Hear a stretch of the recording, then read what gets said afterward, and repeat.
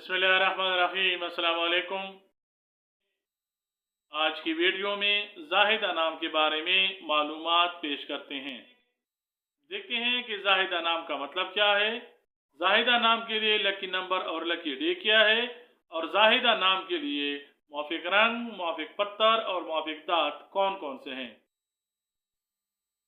जाहिदा नाम का शुमार लड़कियों के नामों में किया जाता है और जाहिदा नाम की इब्तिदाई तारीख अरबी ज़बान से निकलती है।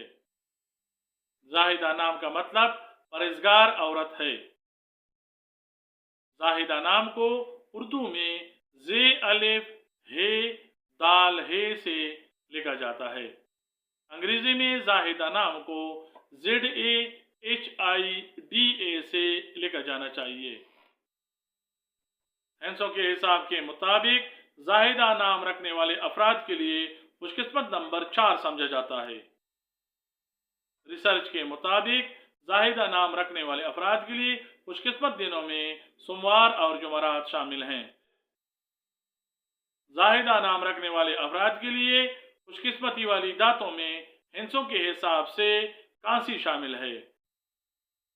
तहकीक के मुताबिक जाहिदा नाम रखने वाले अफराद के लिए मुवाफिक रंग पीला, हल्का सब्ज और सफ़ेद समझे जाते हैं।